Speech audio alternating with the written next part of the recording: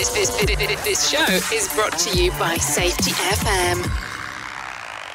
What's up, peeps? Welcome back to Rebranding Safety. Today we're going to do an episode of Rebranding Safety Reacts, and if you're watching us on YouTube, you'll see that hopefully you'll see a screen. God knows if this is actually working, but hopefully you'll see a screen. If you're listening on a podcast, I'm going to try and explain as best I can what's going on the screen. But essentially what we're going to react to today is the phrase safety first. So I'm going to go through a couple of models and things and how I kind of explain the how safety first doesn't work and how also it may work as well. So essentially today is just going to be a short video slash podcast of me reacting to the phrase safety first. It's something that we hear a lot, but it's also something that we hear people destroy all the time. So without further ado, let's jump quickly into the intro. The problem in safety isn't deviation, it's complexity. Health and safety has gone mad. Health and safety is trying to unpick having gone mad in the past. There's no one solution and one problem. The problem is that we are looking for one solution. Does the structure of the team allow them to flourish? Feel safe enough to be uncomfortable. The environment defines our behaviours. People aren't the problem, they're the solution. Rebranding Safety, crushing the stereotype. Brought to you by Fluent. What's up, peeps? Welcome back to Rebranding Safety. Rebranding Safety is the YouTube channel and podcast doing exactly what it says on the tin. And today we are doing Rebranding Safety Reacts. Rebranding Safety is brought to you by us at Fluent. It's our campaign to make the world a better place, essentially do our bit as much as we can, but ultimately change the perception of health and safety. So if you want some support from us, if you want a bit more than just listen to a podcast, we provide both technical and transformational services. And we also make videos and podcasts for companies as well within the sphere of like culture, safety, behaviors, health and stuff like that. So yeah, from risk assessments to culture change to videos, we can do it all. So just drop me a line, James at riskfluentlimited.com. If you want to find out some more, go to riskfluentlimited.com. That's riskfluentltd.com. Thank you very much for listening. Let's get into my reaction then to the phrase safety first. So safety first has been kind of demonized for a long time, and actually there's not really a lot of good critical conversation around it. It's just safety first is shit, safety first is shit. And I get it, right? But maybe you don't. And also, like, saying safety first feels good, right? It feels right, doesn't it? But first, let's talk about what it is and what it kind of works. So here I've got a slide that I've used in a couple of sessions, and this is from a paper by David Provan and Drew Ray. See the citation there? So Andrew Ray and David Provan, so they did this paper. You can actually get this paper free to download. I think it was in the iOS journal, which you have to pay for, but I think you can actually download this for free online now. So anyway, I've used this model. So this model comes from the paper. This kind of summarizes the paper quite well. So if we were to kind of break work down into two types of work, safety work and the safety of work, e.g. the operational activity, right? So they kind of break this down into four types of safety work. So the stuff we do in the name of safety: physical, administrative, demonstrative, and social. And then we have the operational activity, so the actual work. So what we're always trying to do is influence the safety of work, right? Hence safety work and safety of work. So that's why they've kind of separated this out to a point, or at least my interpretation is why they separate, to represent that there's no direct connection here. We have to try and influence it. It's slightly separate from the work that we do. And that's a good first step for many of us, just to understand that the word control is probably misleading. So anyway, bring it back to safety first then. We've got physical safety, stuff that actually prevents, it's an actual thing that prevents the likelihood or actual consequences of an accident. So PPE, guarding, things like that, right? Stuff that actually changes the operational work. And then we've got administrative safety, stuff that kind of provides essentially like the scaffolding of work. So they've kind of categorize this as like structural work, the roles, the rules and the systems that provide certainty and predictability, and administrative safety sits within that. So our management systems, our safety rules, things like that, primarily documentation. Then we have demonstrated safety. So these are things that are essentially demonstrating to external stakeholders. So things like, you probably could say the board, but probably less so. I'd say the board probably sits in administrative safety, but there's an important point on that, which I'll come back to in a minute. Essentially things like auditors, the enforcers, insurers, things like that, right? That's what this is for. And then we have social safety, things that kind of make us feel good. And they've actually put safety first in here. So that was why I thought it's important to talk about this. Firstly, just to make sure I don't misrepresent anything, because we did a little bit of a podcast on this before, and something we didn't mention that Drew actually pointed out when we shared it on LinkedIn is these are kind of not, these are not like one and only categories. You can have something that sits in administrative safety and it will have connections to physical, demonstrative and social. RAMS is a good example, right? RAMS might say that we need PPE, therefore it connected to physical safety. It is physical safety at the same time. It's clearly administrative safety, but then also we use it to demonstrate to customers to get onto site. So it's also demonstrative safety. And it may also have an aspect of social safety because people feel safer because of the presence of a RAMS. So just thought it was important to say that. So essentially, social safety is kind of conceptual work, right? So they've put in there, if you can read upside down, it's kind of the normative ideas of an institution. So principles, values, things like that. And safety first, zero harm, very much fall into that category. So that's kind of where they do work, right? Because it can make us feel better. It sets the tone of the organization. It might even be like a value to kind of contribute towards our culture to show that we take safety, we take it seriously. That's what I was looking for. So I think it's first good to understand where it sits. It clearly sits within social. It really doesn't sit anywhere else. If anything, it might have some value towards demonstrative safety, but it doesn't really have any other tangible kind of grips on anything else. And this is where it starts to fall down. Before we get into that, though, I think it's important just to understand the concept of work and risk that we're doing. So this is a model that we made at Risk Fluent. It's really simple. It's not complex. We're definitely not academics. But we use this just to describe that essentially risk is dynamic. If you imagine what you're looking at, if for those of you on the podcast, is essentially two lines going parallel to each other, but they're wavy. So at some points they're far away from each other, and some points they come close to each other. And it's supposed to represent kind of the framework of the work. So the closer the lines get, essentially, the higher the risk the work is. The wider they are, the lower the risk, because there's lots of flexibility to move and so on. Not move, but you know what I mean, like flexibility within the framework to like multiple different ways of doing it and so on and so forth. And what happens when we blanket rule, so now if you can imagine two more additional parallel lines, straight lines, going across those wavy lines. Imagine if you're on a podcast, you're like, what the fuck is he on about? If we blanket rule and we set that blanket rule to like the low risk way of working, clearly we would have too much flexibility when we're doing high risk work, right? So it wouldn't work because we never do that. What we actually do is we tighten up those controls and we blanket rule that. So we normally blanket rule to like a high control way of working, which works for high risk work but doesn't really work for low risk because it pisses people off, right? So we wouldn't really do that. So but I'm just introducing this concept just to help understand really that work is dynamic, but essentially that's how we would kind of explore that model. So it's really important to understand firstly that risk is dynamic. So sometimes we're doing low risk work and sometimes we're doing high risk work. And why is that important to understand for safety first? Because if we're doing low risk work, it's not safety first. Why would it be safety first? Because safety is a trade-off, as Eric Honagel says, kind of safety is a trade-off to efficiency. Now, I've said in the past that like, I think they're one in the same, safety and efficiency. And I think probably I've changed a little bit on that. I'm more swallowed the perception of efficiency. Many of us think efficient, or we would define efficiency as being fast and just in time, just enough type model. And okay, that's fine. My previous way of thinking was that it would be inefficient long term for a company to be unsafe because of insurance premiums and so on and so forth. But anyway.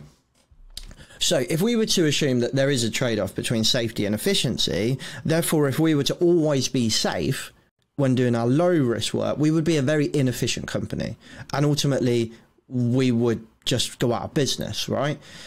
because you can't be resilient and efficient. It's a trade-off. So in the high-risk work, it is safety first. It is a more resilient way of working. But when it's low-risk work, I don't want us to be resilient. I'm thinking about safety and slow and thorough. I want us to be efficient and quick because it's low risk. You know, if you're an accountant working in an office and we've got a phrase of safety first because we've got loads of engineers out doing high-risk work, it doesn't work for them. Because I don't want them thinking of safety first when they're transferring £1 million invoice to save the business and make sure we all get paid tomorrow. And this is where safety first starts to fall down, is that if we use it as a blanket rule, it just doesn't work. Because it's the same as saying, oh, you don't have to wear a hard hat because we blanket rules are low risk work. You wouldn't do that. You wouldn't blanket rules to control measures and mitigations or whatever that was set for low risk work for high risk work. You wouldn't say how we control slips and trips is how we also control working at height. It just wouldn't work. So essentially safety first kind of falls down there because it is the same. It's that safety first would work to some really high risk work, but it just doesn't when we blanket it across the organisation. When we blanket across the risk, it doesn't work. The next model I want to use here is Rasmussen's dynamic safety model. So you would have seen this quite a lot. This is my very simplified version of it because the other one is extremely academic, has got loads of woolly words on that I struggle to say and explain. So if you haven't seen a Rasmussen safety model and you are listening on a podcast, if you imagine like a weird triangle shape, a weird triangle shape in a way, and each line of the triangle essentially, so you can see here, you've got, if you're watching on YouTube, you can see economic failure, resource failure, and performance failure. So each line of the weird triangle shape is a point of failure. You cross that line, we fail, right?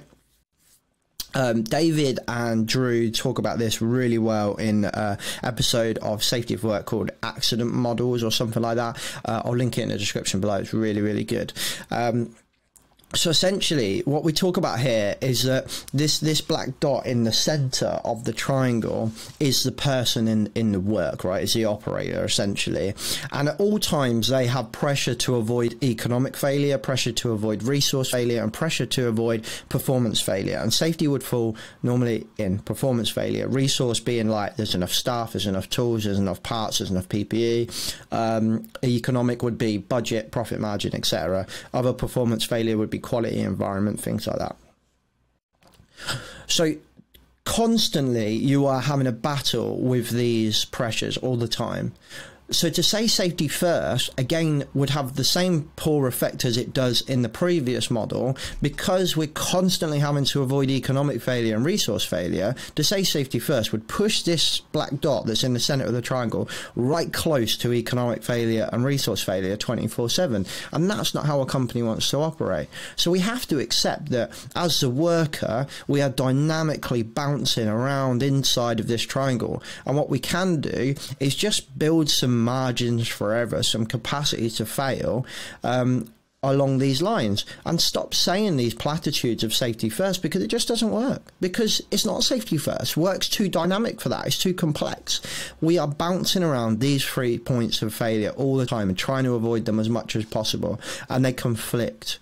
You know, your just in time, just enough model doesn't really work with safety. You know, it's the opposite of resilience. Very efficient though. You know, resource failure, you know, having loads and loads of PPE, having a mass stock of PPE in case we have a pandemic or a breakout is terribly inefficient, because it goes out of date and we have to replace it. But we've shown, you know, in the NHS that caused big problems. We were really close. We were really far away from economic failure as a British economy when it came to ready to deal with a pandemic in the PPE supply chain, for example. But it pushed us close to the resource failure line and ultimately the safety failure line, because we couldn't get PPE out quick enough.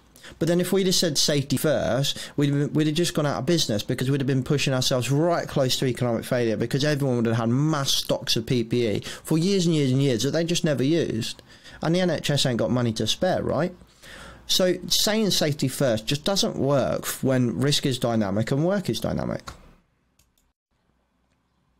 So then if we were to think about culture, so we might be saying now, okay, well, what's the harm in saying it? Because it's just a nice thing to say. It's just showing that we take it seriously.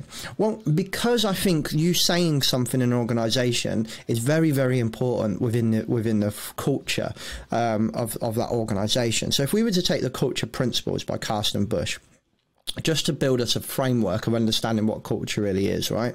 So culture is not a physical object. Culture is essentially what they call a construct. It's kind of a thing, yeah? It's just like the air that we breathe. We know it's there, but it just is.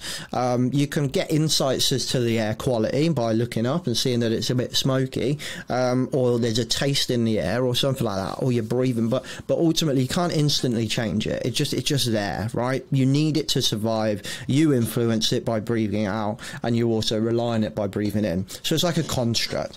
It's a property of groups of people. Principle 2 is a property of groups of people. All right. So culture doesn't really exist without groups of people. Principle 3, groups of people are complex systems.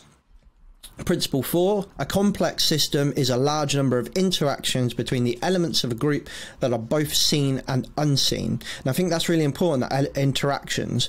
So it's a complex system is a large number of interactions between elements. In this case would be people that are both seen and unseen. So interactions between people, seen would be, for example, talking, whereas unseen might be like the relationship between you and I, because last time we don't like each other, for example. That's unseen. There's a tension there. It's unseen, for example. Principle 5 would be a complex system cannot be understood in advance.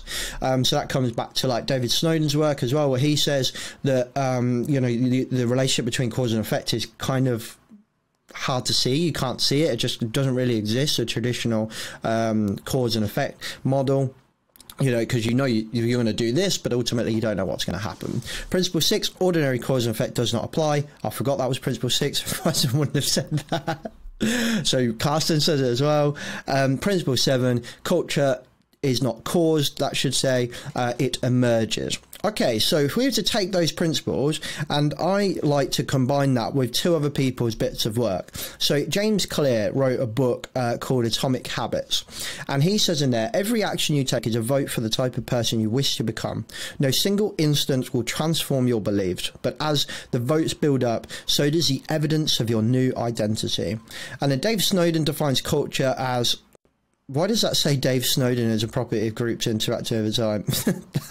If you're watching this on YouTube, I apologise. If you're listening to this on a podcast, I've put Dave Snowden's quote, which should say, culture is a property of groups interacting over time.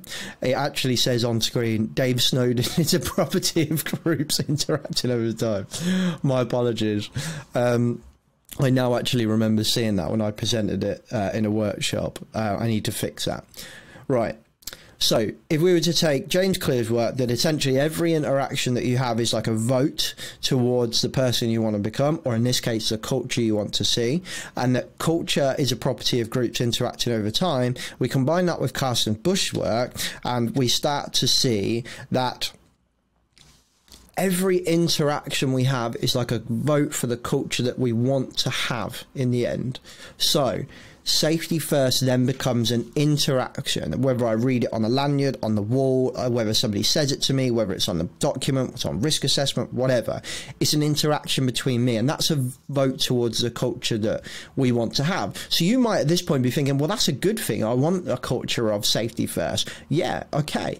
But then it's having to work with all the other interactions, and that's where this falls down, because they go into work, if you remember, they go into work and they've got other pressures on them which are not safety first. And I'm telling you now, the interactions between economic failure and resource failure are more often and more powerful and more influential in the workplace than the performance failure, e.g. safety.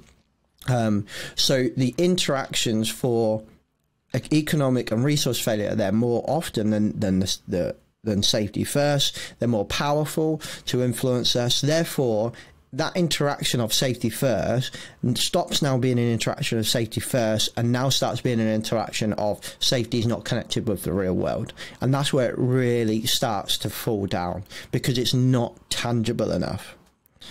So we might start to think that, oh, okay, well, fair enough, but we could use it as like a heuristic. Like everyone thinks of safety first before they go and do something. A heuristic would be like a person in a complex situation with some time pressures. They take their own mental shortcuts, past experience, situational context, task and information, and organizational factors to solve a problem. And we might insert some heuristics around that problem solving mental shortcut part, to help them solve a problem. But the problem with safety first being heuristic is it doesn't help me solve the problem. It's not tangible enough. You know, if you're thinking about, Dave Snowden gives a really good example of a heuristic in a podcast where he is talking to, can't remember, so I'm not going to be able to link it, I apologize, but he's talking to somebody and he gives an example of a story of him having to climb up the side of a mountain, and heuristic kind of helps him get up the top and remember how, back in the day when he was a proper rock climber, how he does this.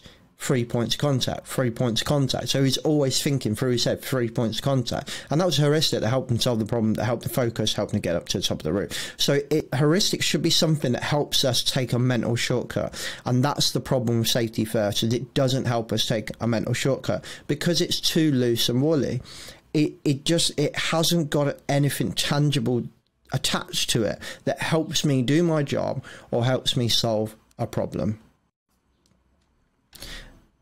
So, in a nutshell, that is my thoughts on the phrase safety first. I get it. It makes sense. We could potentially use it as a bit of social safety to make us feel better, but ultimately it's not tangible enough. It's not able to connect to the shop floor. It's not something I can pick up and actually use. It means nothing. It's just a platitude, and it's an empty one at that.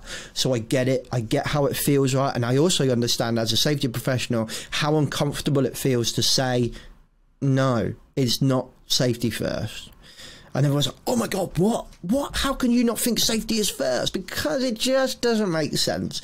So hopefully you'll be able to use this podcast. Obviously it'll be easier if you come and watch this on YouTube, if you listen on a podcast, because you'll see the slides and stuff. But hopefully you'll be able to use this to help you in that debate and help you come up with heuristics and values and principles that are actually a bit more tangible for the shop floor. It's been a short podcast in the name of Rebranding Safety. 20-something minutes is very, very short. So I hope you've got something out of that. I hope it enables you to have better, more critical conversations around safety, heuristics, principles, and ultimately safety first. And I hope it helps you ultimately rebrand safety. If you need some support with this stuff, we could do workshops around all of these types of stuff. We can also help with technical stuff. So go to riskfluentlimited.com. That's riskfluentltd.com. And you can find out everything that we do there. There's a good summary of stuff on there. All the rebranding safety stuff has moved over to there as well. If you're not sure and you just want a chat, you can DM me on LinkedIn. You can email me riskfluentltd.com. Wait, James at riskfluentltd.com. And I look forward to hearing from you. Otherwise, I'll catch you next week. Safe. The views and opinions expressed in this podcast are those of the host and its guests and do not necessarily reflect the position of the companies. Examples of analysis discussed within this podcast are examples only based on limited and dated open source information and should not be utilised in real life as the only solution available. Assumptions made within this analysis are not reflective of the position of the companies. No part of this podcast may be reproduced, stored or transmitted in any form or by any means, mechanical, electronic or otherwise, without prior written permission from James McPherson.